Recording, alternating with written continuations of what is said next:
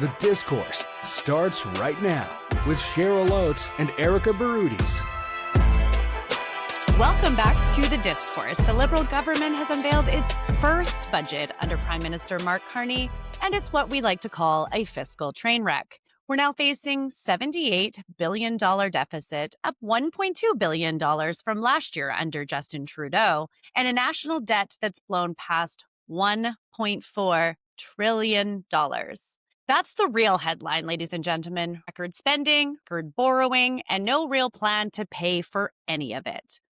If you're going to play accounting tricks like separating the capital budget from the operational one, you'd hope that maybe the numbers would improve, but instead Canadians are left with higher debt, higher taxes, and another round of Liberal fiscal fiction. I had to get that one out clear, dressed up with the word investment. Now, meanwhile, I will say that the Conservatives aren't having the easiest week or using this as political wins in Ottawa. It's buzzing with rumors of CPC MPs crossing the floor, which are mostly cooling off by now, but still a distraction ahead of Pierre Polievre's leadership review in January. And back here in Alberta, while the Premier was away, things got messy. The Auditor General term was not renewed, controversy over back-to-school legislation, and a few curveballs in the legislature to round out this week. So before we go to the budget, or kick it off, Cheryl, what would you give this out of a 1 to 10 for the budget? Okay, so my rating is not purely based on the budget. Because I worked through the communication of so many budgets and I know how hard it is, we can get into the details of all the things I think they did right later. This is not a perfect budget. No one's going away saying Mark Carney just nailed all of it. There's lots of people that are upset, and almost everyone has something bad to say about the budget. Mm-hmm. But that usually means you hit the right spot. And so given the moment and given the expectations, I give this budget a 7. Yeah. Mm-hmm. You know what? And I know that we're going to get into, and I really do want to talk about the communications, because I think there's a few whoopsie moments by the Liberals on their comms rollout. Unfortunately, the Conservatives didn't get to leverage it. I'm going to give it a 4 out of 10. I would give it a 3, but I don't like prime numbers or odd numbers, so we'll round them up to a whole 4. And I think the one thing, it's not surprising to see this significant debt go up and a deficit higher than Trudeau, because we did see that during the election. I think maybe I was just hoping that the way that Mark Carney has been talking and how he's maybe shifted the party to the center, or a little bit more PC, if you will, really didn't come out under this budget. And I know there are some things that I did like, which we'll talk about. But overall, I think that it's still, to the average Canadian, not the relief that this much money should actually have on their lives. So they get a 4, not a 3. Okay, so maybe let's get into some of the other stuff that's out there, because they haven't knocked it out of the park, but they also haven't been crapped on in the how the headlines have turned out. And given that all of my haters like to complain when I speak my truth, I'm going to quote some experts to kick us off today about this responsible budget. So Trevor Tombe, who a lot of Albertans know from the University of Calgary, kind of explains that, and I quote, I was not going to do voices that I joked I would before the show. Deficits and no, because then they'll be mad when I'm like, this is how I think you speak. And my Doug Ford impression, I feel did not make Doug Ford people happy. Okay, so Trevor Tombe says deficits in program spending growth make Canada's fiscal position increasingly unsustainable without strong fiscal rules and a credible path to balance. And for context, I mean, the government is saying that they're working towards getting down the deficit, but that's on operation, not capital, but not a riveting review that maybe they're looking for. The parliamentary budget officer, Yves Giroux, who has been seen many times kind of sharing his concerns for this budget, or how the process of how this budget is going over, as someone that's kind of looking at this and navigating, says the government's operating versus capital distinction is promising in theory, but transparency is key. Canadians must see how those classifications are applied in practice. And so maybe, Cheryl, do you want to comment on that? How do you feel that the reality, because they're talking about all of this investment from private sector to also make this budget feasible? Do you think that this is all sunshines and rainbows or smoke and mirrors? Well, I think it's a combination of both. I will say on this one, in terms of the choice to run a massive deficit to invest in Canada, it's that's not a novel idea. And it's something that's been tried before. Actually, in Alberta in 2015, you may remember that there was a catastrophic drop in the price of oil, which had a No, you never multi-billion dollar remind me of that on this podcast. Yeah, a multi-billion dollar impact on the province's bottom line. The economy obviously contracted. There was tens of thousands of jobs that were lost. In previous Conservative governments, when this had happened in the cycle of oil prices, the choice had been to just make massive cuts, and then wait it out. And the NDP, obviously not a huge proponent of cutting public services, made a different choice in 2015 under the advice of a former governor of the Bank of Canada, David Dodge. And that advice was to choose to build in the downturn. So to utilize those low interest rates, to use the spare capacity in the construction sector, and to meet what was a really urgent need to modernize our public infrastructure as an opportunity to invest in the long-term productivity of the province. And so we did. We invested $34 billion over 5 years. And at the time, Conservatives predictably called it reckless and talked up the debt that we were racking up. But the decision in 2015, 2016 likely helped Alberta avoid that deeper recession that would have been coming otherwise. And Mark Carney's making a similar choice here. He's saying, I will run a very big capital deficit. The debt will be racked up because of it, but I choose to make that decision to invest in Canada, to bolster our economy, to spur investment. And you might not see it today, but it will pay off in the long run. And not surprisingly, as a former governor of the Bank of Canada, his idea of how to spur the economy in times like this, unprecedented times, is to invest. Okay, so I actually have a question from that because so many people have called this budget like more of a conservative budget. And I don't think just even in comparison to Justin Trudeau. I mean, it is more spending. Like people call it, they're saying it's a more conservative budget. I don't agree. You gave it a higher number and you're not conservative. So like, do you think it's actually leaning more towards a left-leaning approach to budgeting? No. Okay. And maybe why? And maybe we're kind of jumping all over, but I'm curious on like where maybe you think this investment, and it kind of plays into what the Canadian Chamber of Commerce is saying, that the focus on infrastructure and housing is welcome, but then what you were saying but private investment will only grow if fiscal discipline and predictability accompany those programs. I personally don't see the fiscal accountability or discipline. But I mean, you have to make a choice here. Like either you choose to what the government is calling like generational investment. Either you choose that you're going to spend big money and assume that because of the current political climate that you have the political cover to do it. We need all of these programs. They haven't been done in the past. We need to completely turn the ship, and that will take money. No matter how you look at it, that will take money. Or you can choose to say we will weather the storm by making massive cuts, like deep cuts in frontline public services, etc. And I'm happy that the government chose not to do that. Like, I'm happy that the government is not taking the conservative approach of like first goal needs to be keep the deficit below 40 whatever billion dollars, because I don't think that's a good place to start in terms of the well-being of Canadians. And so a fully conservative budget, I think, would be just like slash everything to keep the deficit number below a certain number, which is what basically the Conservatives said they would need to vote for this budget. Right. Okay. So that's actually interesting, because one of the things you kind of led me into one of the things I liked about this, and it was that they cut back on federal public service jobs, essentially. Not to say it's frontline, but federal public service that grew over 40% under Justin Trudeau. I think that was actually a welcomed, many have referred to it as a inflated or bubbled bureaucracy. So I, as a conservative, I'm like, you know what? That's a great cut or great strategy. How do you feel about that one? I think that one depends a little bit. Like, I can admit that there will, like when they make the case that to say like we really staffed up during COVID and some of those programs aren't necessary anymore, or some programs are reaching their natural like end of life, so we don't necessarily need those employees. I think that makes good sense. Some of this, in terms of where those employees come from, remains to be seen. And the government has an exercise to go through to say, is this work meeting our government's goals? Is it serving the public? In terms of what they deem as serving the public and essential and non-essential, that is kind of what matters to me. Like, I think it may like the logic that they're spinning, which is let's just get rid of the stuff that's not working anymore, makes sense. But it just matters to me what they deem unimportant now. And in fairness to everyone, I mean, like you and I have lived through the comms and the rollout of many budgets, that like a lot of it is visionary,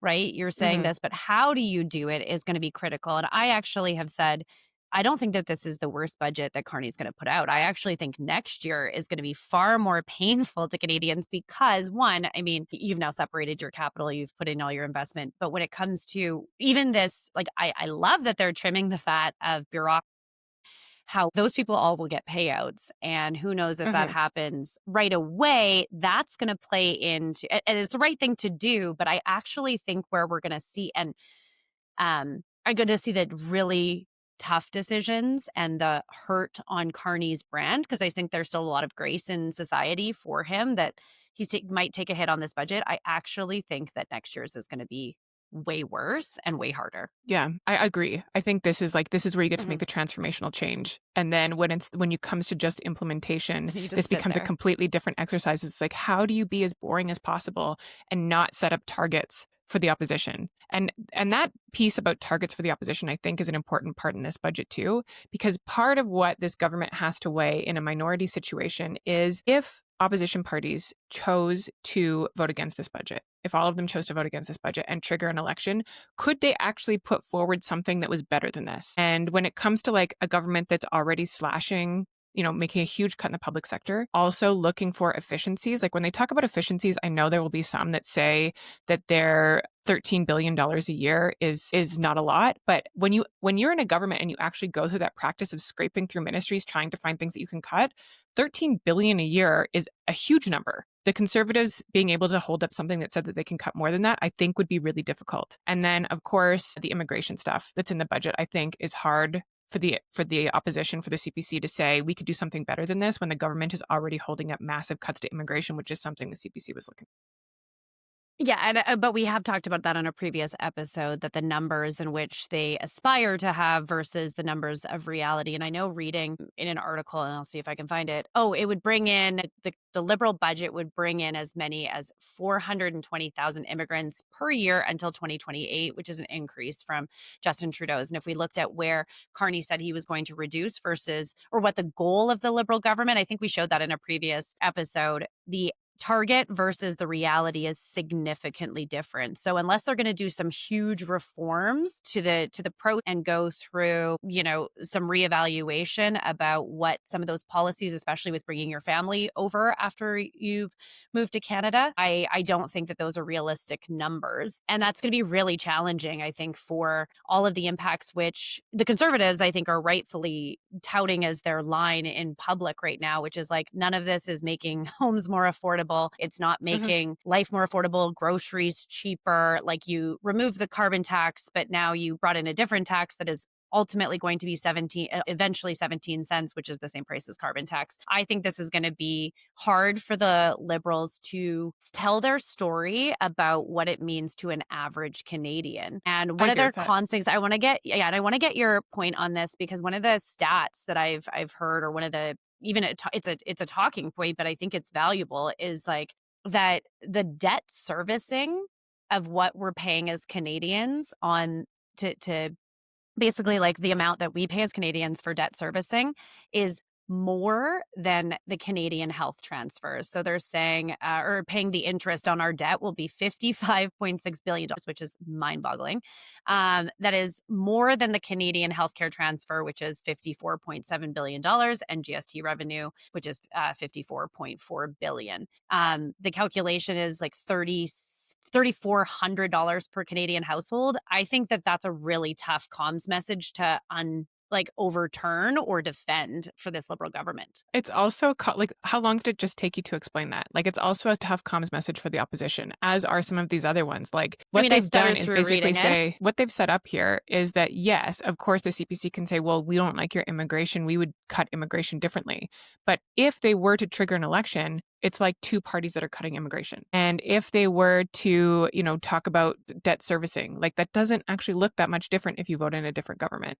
So if truthfully the CPC are trying to position themselves as an alternative should we face an early election, they don't have a lot to work with here, which is kind of my point. And truthfully, neither do the NDP. Like, the NDP can say we don't like public service cuts, which of course they are, but the things that would be extremely triggering for the NDP, where they would have to vote against this budget, the government has made sure they protected those. Things like old age security, things like $10 a day daycare, things like disability benefits, like those things were all protected. Pharmacare, dental care, all protected. If those hadn't been in the budget, if those had been cut, the NDP would have had to vote against it. And so I think that maybe gets us to the whole strategy of this, and we'll probably reference some other things in the budget as we talk about this. But I mean, I don't think the Conservatives are campaigning like there's an election right now, right?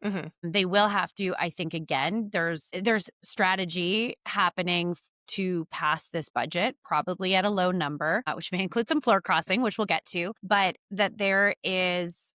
From the Conservatives, I would play the long game to next year. Wait for the proof in the pudding to not be evident, like for them to have a really hard fiscal year for a bunch of additional funding that they're not projecting right now, playing into what the deficit would be. And they're looking at keeping I think the play for the Conservatives is keep a minority government so that you can, when the budget is even harder for the NDP, even the Green and the CPC and the Bloc to vote for, do the election next year. And I would think that that's the same strategy that even an NDP group would be looking for, if at all. Like, you guys don't have money, you don't have a leader, you're going through all of this infrastructure and rebuild that, I don't know. I think that neither of them, nobody wants an election right now, I guess is. I know, but we know that.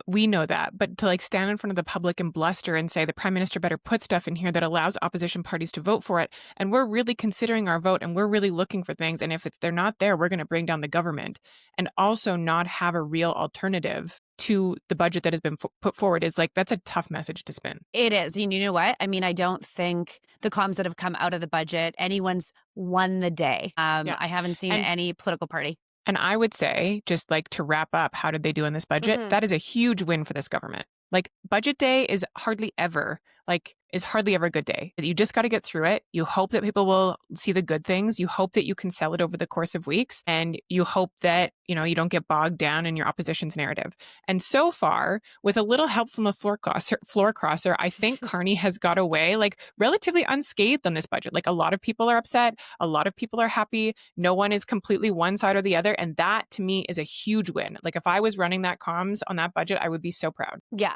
So one thing before we move on, because I know we got to talk about floor crossers, can't avoid that one. One of the things that we also have lived in for Inside Baseball, the person that's doing the budget rollout, that was me in with finance when I was in Premier's office, the 2013 budget, but you did a bunch. The budget rollout is so much more than just one day. You do a series of local rolling announcements. You're giving stuff to different outlets, and then all of the caucus and MLAs are set up, or MPs in this case, with local announcements and local points that they can do. So it's a massive undertaking. And then you do, all these regional re-announcements, it's a saying that you can announce a school 6 times, right? But this would be something similar that we'll see. And one thing I think is going to be difficult is this affordability and housing piece, because that to me is the bread and butter of local announcements, but you're not getting the industry to support it. I mean, Build has come out saying that this is less than 1% of the homes required, and 95% in market attainable housing aren't seeing a relief. We've saw that there was nothing on rentals. So it's all about first-time home buyers when it comes to tax, but that's not a reality for many, many Canadians. So and they're talking about day shelters and transitional housing and wraparound housing services. There's a lot of, I think, not hit markets. So I just want to say, all these, to the people that are just watching and saying okay, this was maybe a good day, the trickle-down effect of a budget can be very difficult for the local elected officials. I mean, $13 billion for 4,000 houses in 6 cities, that equals $3.2 million per home. That is wild to think that that's what affordable housing looks like. No, but we always knew that the houses were coming in tranches. We're not just talking about 4,000 houses. That was always just the first tranche of houses. It just, from a communication perspective, didn't land well. And so I think they have to backtrack it. I think we're going to build houses is actually a really clear message. We're going to change these homes, incentives, or we're going to change the way that your rent is controlled, or blah, blah, blah. It doesn't, we're going to build more houses. It's a really easy thing for people to understand. To your point of can the government go out and tackle affordability issues in communities across Canada with this budget? Not really. No, they cannot. But can they go out and tackle what is also one of the most salient issues across Canada, which is our trade war with the US and Canada's new priority of becoming economically and energy secure and sovereign? I think this budget does do that. So it just depends. Like they're going to have to weigh what was, and they obviously did before this budget, what was important to Canadians and what was their first priority right now. And then they're going to have to go sell it in communities across Canada. And the opposition's job is to go make a point, and they are, that affordability wasn't addressed. But at the same time, I think everybody knows affordability is a really hard thing for the government to tackle. Like it's a hard thing unless you're going to give handouts, unless you're going to spend more at a time for the Conservatives where they're calling for a lower deficit. Affordability is really hard, and the government has done a lot of things already. So it's kind of run out of new ideas on affordability. Yeah. So yeah, I mean, very obviously the CPC will go and hammer the affordability message. And that's what I would do if I was them too. And it's Mark Carney's job and his government's job to go say, we had a bigger problem ahead of us, which was Trump. And in the long run, us addressing the issues that new trade reality has created will make you better off. And I also think a lot of Canadians find that very salient. Yeah. I'm just waiting for a pipeline to be announced before Grey Cup, as they say. I think you're going to be waiting. I know.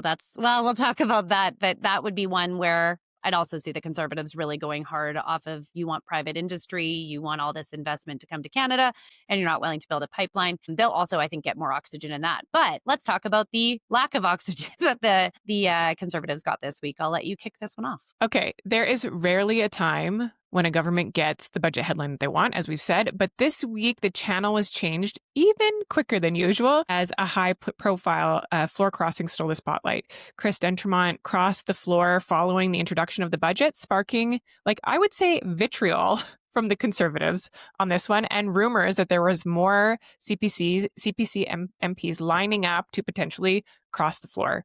At one point, there was a rumor of 7 MPs waiting to cross the floor and potentially join the Liberal Party. So that leaves, with this one floor crosser now joined with the Liberals, that leaves the Liberals 2 seats short of a majority government. And obviously, they're looking for majority votes to pass this budget. And I will say that if you look closely at this budget, that the budget was very strategically littered with goodies that maybe could be enough to make MPs' allegiance to their own parties waver when it comes to local politics. And specifically, they've targeted a handful of MPs where their ridings were maybe not razor thin, although some of them were really, really close or close enough for them to worry, closer than they wanted. And they've sort of dangled something out there that would be tough for them to say no to. So I'll just give you one example to kick it off, that Don Davies, they offered into his riding a funding for the Filipino community there in Vancouver. And Don Davies represents Vancouver Kingsway. It has the largest population of Filipino people in the Lower Mainland and was also the site of the horrific attack during the Lapu-Lapu Festival where 11 people lost their lives.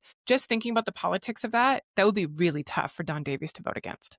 And that's just one example. Yes. So there's other ones. I think Matt Genereux was one that had to come out, I think yesterday, making a statement through Sarah Ryan's Twitter, saying essentially that he is not leaving the Conservative Party. I mean, that would be really hard as an Alberta MP. Dominique Vienne from Quebec did a video saying that she wasn't leaving. She's very supportive of the Conservatives. But to be clear, the Liberals have been courting, if you can put that in a budget, they've been courting these people for quite some time. This wasn't a revelation of, we saw the budget, we saw some things that maybe were appetizing to me, or all this, the lines that they're using, or at least Chris Dontermont's comments was I didn't have a place here. I don't know if I'm the type of Conservative of Pierre Poilievre that Polievre is running.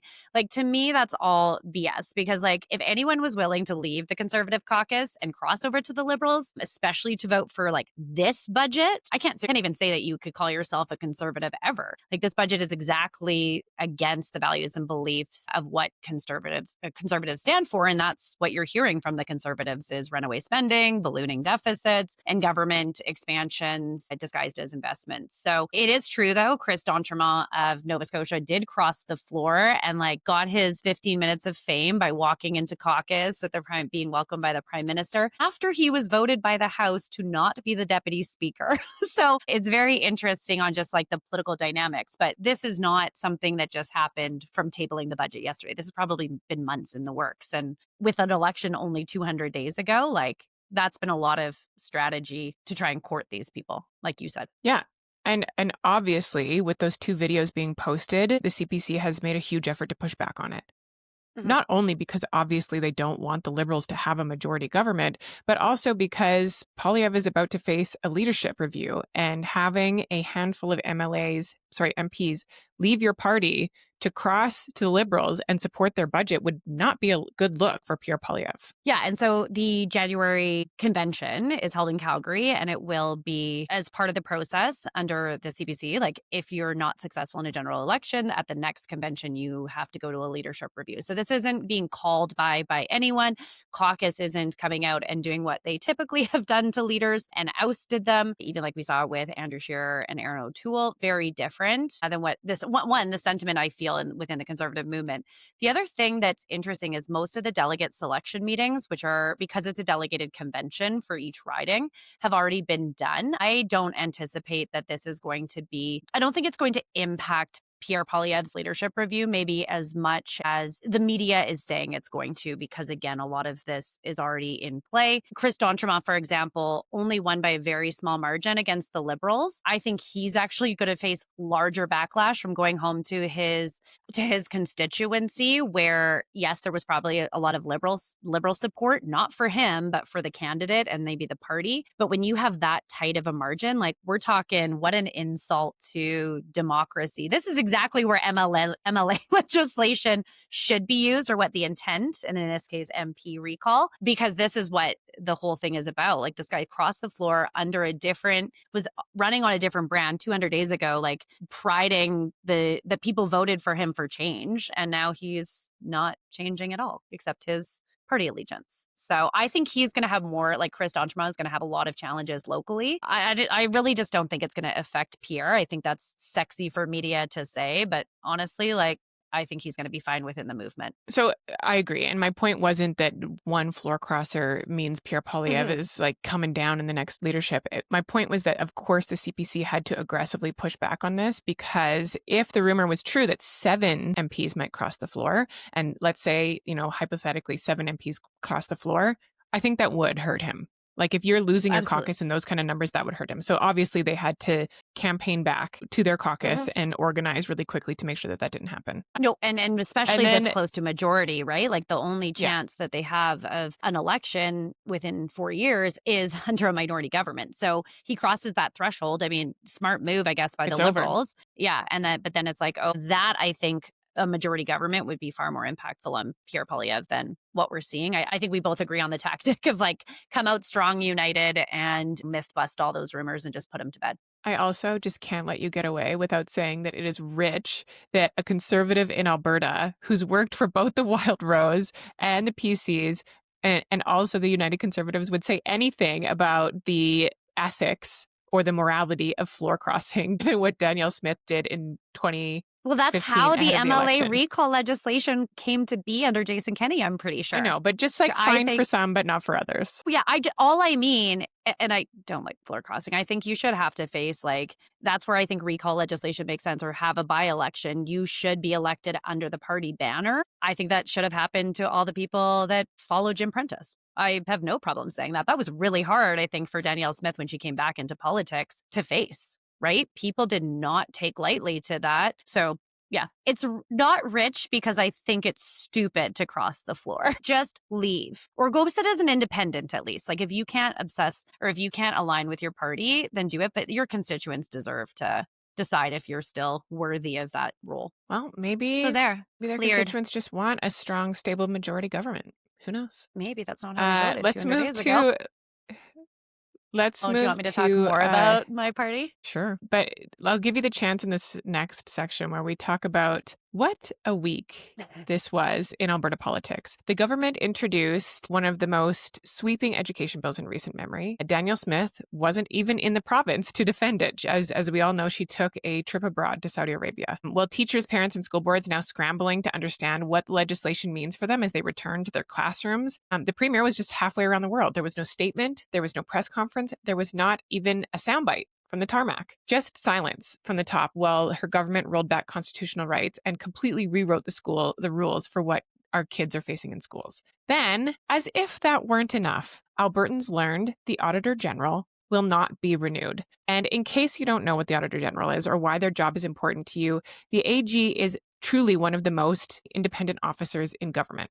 Their job is to hold the government to account for how it spends public money, and as Erika will often remind you, your money.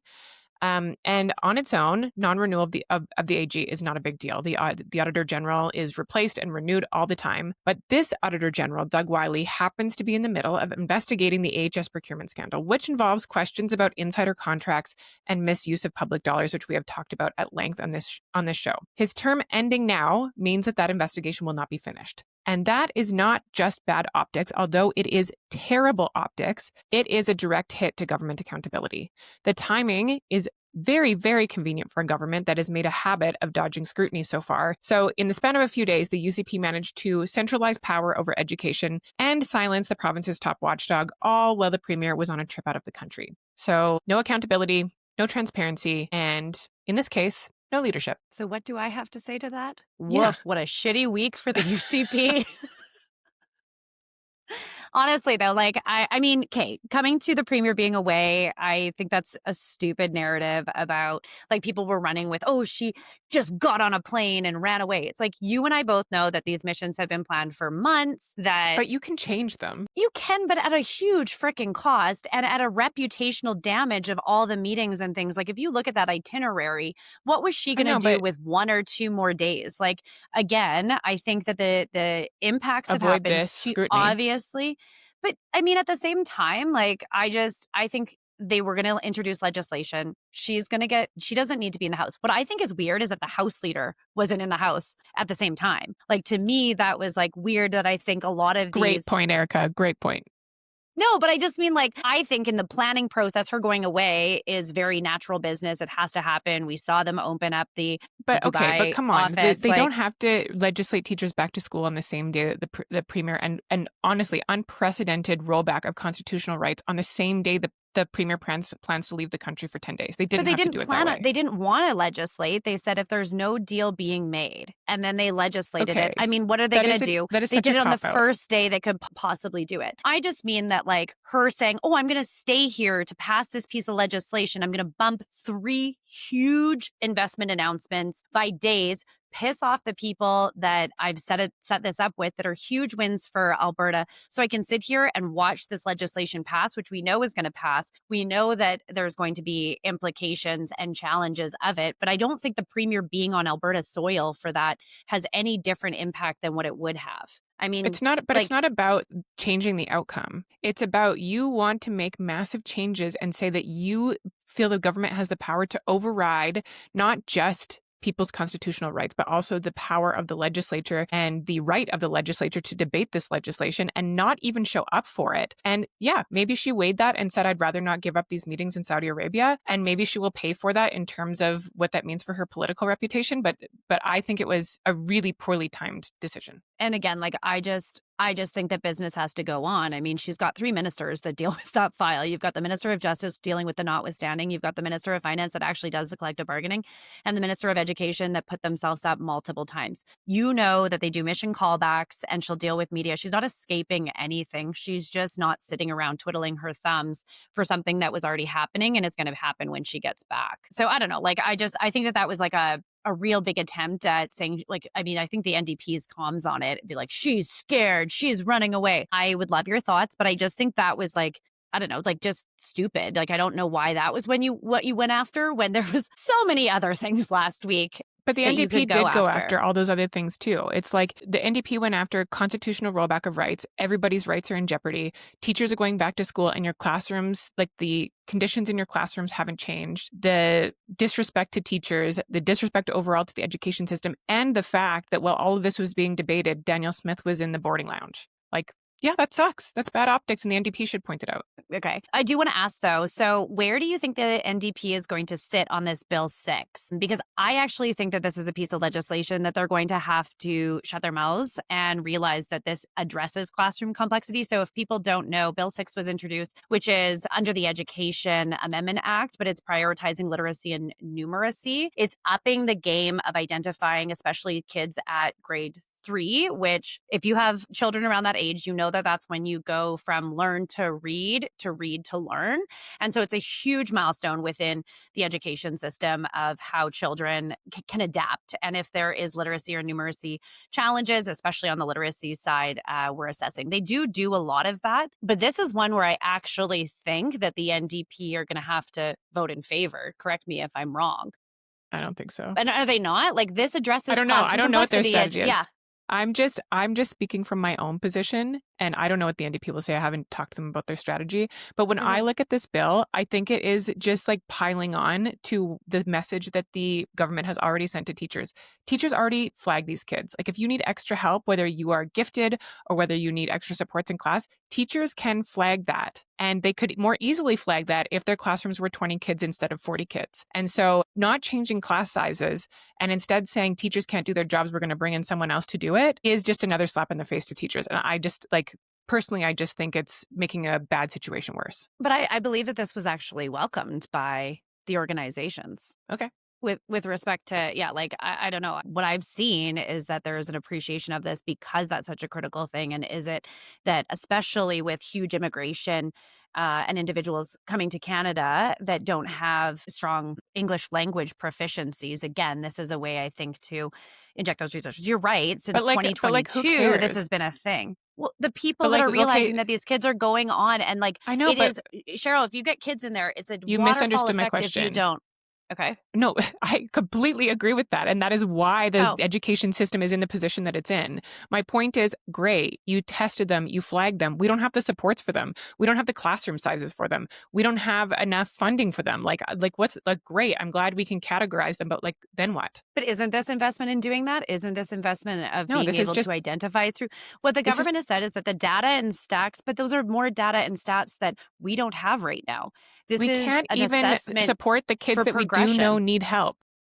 Right, we don't have the support for the kids that need help. But we came out and the government said we don't have the right data, and those are all at the school board level. If you start implementing more to assess children annually and on an intake to the year and the outtake, I don't know how anyone can disagree with that this is good policy because, again, I hear what you're saying on classroom complexity, but this is a huge step and a milestone. That's why you do the tests in grade 3, 6, and 9 because those are huge transition years.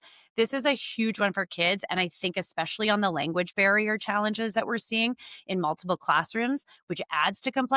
This is one of those things that, the government didn't dole out money to the teachers. This might be one of those things that I talked about last week about what the government's doing to truly and fundamentally address the problem. I just don't know how the NDP I disagreed with can those vote too. against it. Yeah. So we'll see how the NDP votes. I just think it's not addressing the foundational problem and just tests are not going to solve the issues that exist. I don't think this is the right approach, and I don't think it makes the situation better. So, agree to disagree. What do you think about the AG? Okay, AG, I know you're going to come back. Honestly, in the real world of things, I don't think a lot of people care. But as someone that has navigated political stuff, I just think it was weird to do it this week. Do it next week on a consent break. If you want to, you and I have talked about, addressing things. I think the argument when asked why now that a recruitment of an AG would take longer, I don't know if this was actually strategic. It happened in a committee meeting by an MLA. So I don't know if this was a calculated spill the beans or not. It just looked it just looked messy to me. It just looked like for me, it'd be hard to defend. Why would you announce the AG during all of this? Can you not start the recruitment process? And he is notified that he's not getting renewed. The renewal of an AG every 8 years, timing shit is not uncommon. Does the average person know that the AG is the individual with the AHS doing the AHS review? Not really until the AG report comes out. But even then, I don't think you tie it to that individual. And so politically, I don't think to the broader population this is going to have an impact. But from issues management and rolling something out, even if perception is the challenge, I just don't think they hit the mark this week. I'm here is 10 other times I would have rolled this out to navigate it and maybe not take the day. Again, this is where, you might not care that I said the House leader wasn't there, but this is something that they'd also be hopefully managing and something that was a great point. Oh, sorry. I thought you were being facetious.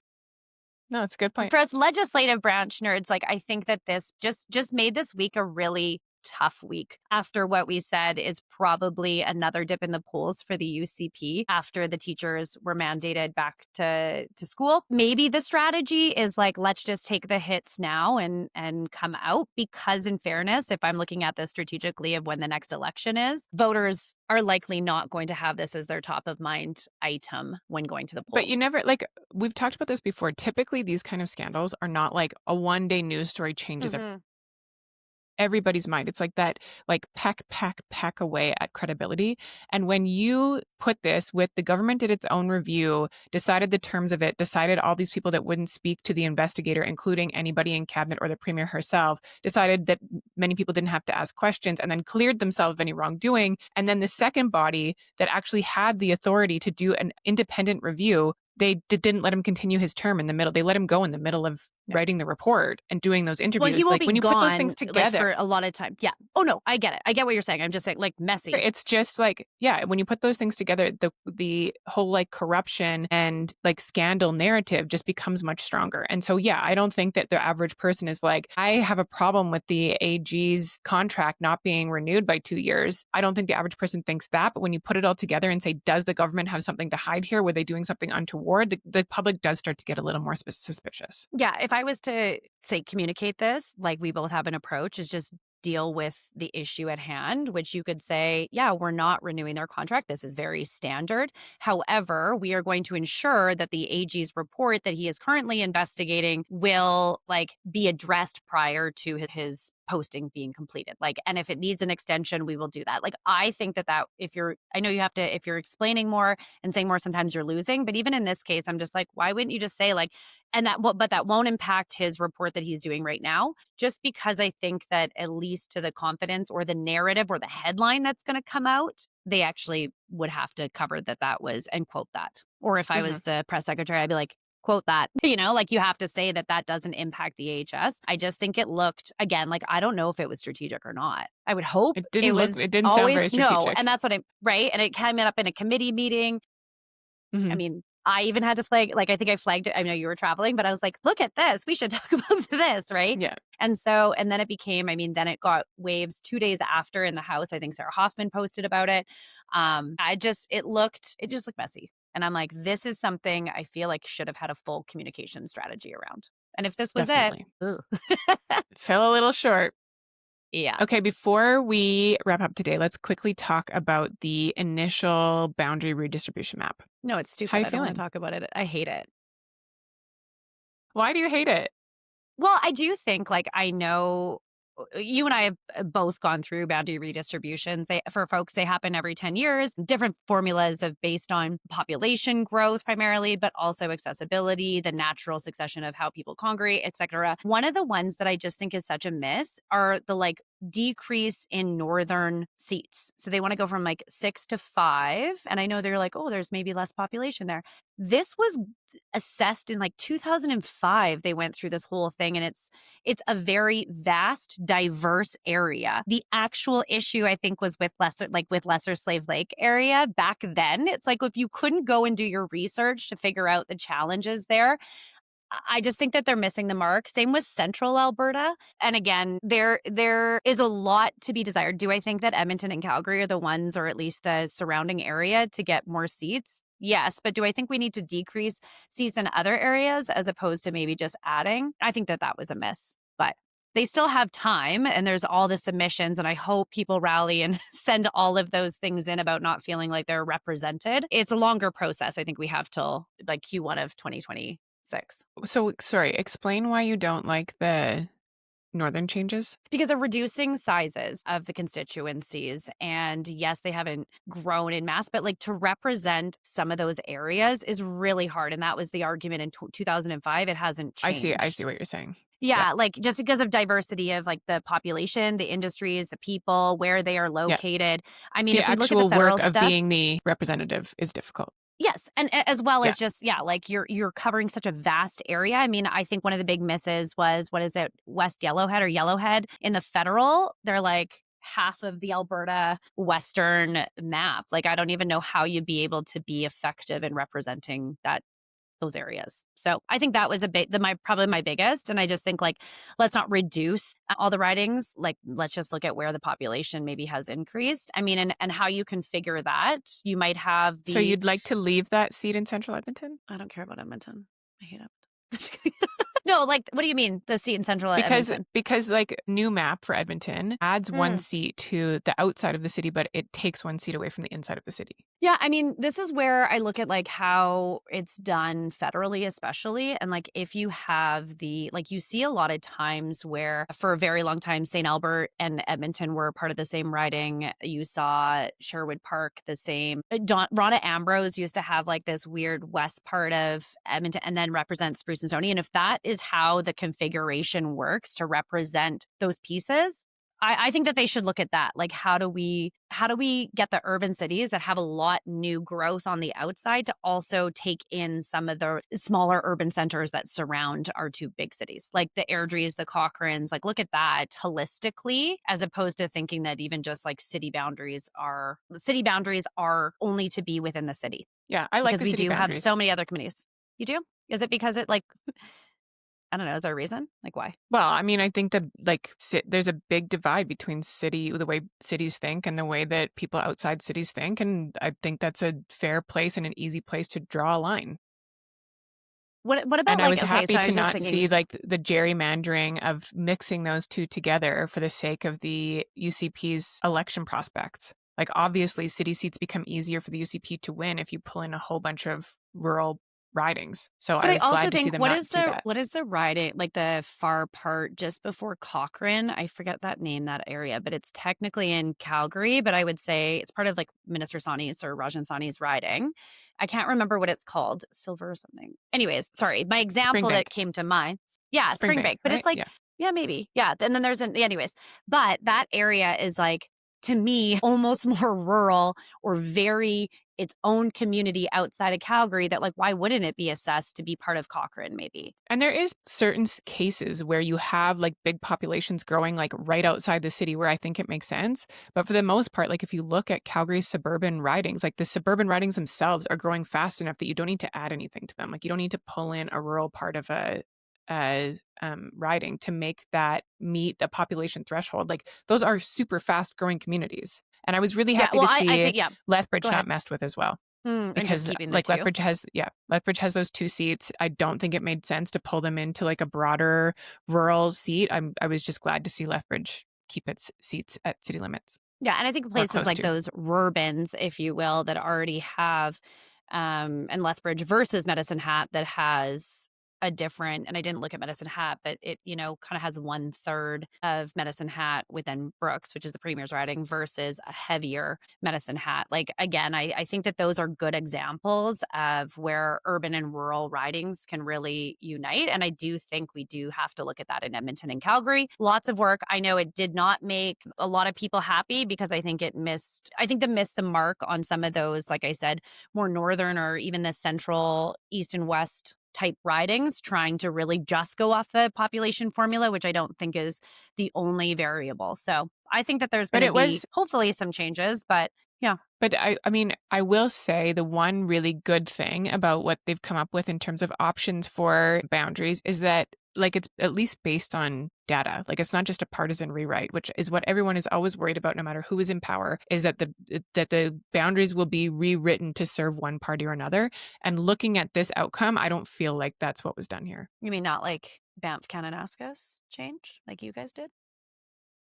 Our boundary redistribution was also based in data. Interesting you say that, because I would say there's a few that are very favorable to the NDP. We'll see what they come up with, though. Like, this was just the initial report. I think that they're going to get a lot of feedback, but we'll see. And we'll see what happens with this. I just initially was like, this really maybe hits the mark in some areas, but there was just such big misses. Like I'm saying, the 6-5 in North, that I'm like, ugh.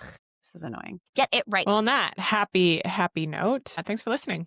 We'll be back next week, but until then, make sure to follow us on X, on Instagram, and on TikTok. And do us the big favor of liking and subscribing on YouTube or wherever you get your podcast. See you next week. The Discourse is hosted by Cheryl Oates and Erika Barudis. Follow on Instagram @TheDiscoursePod.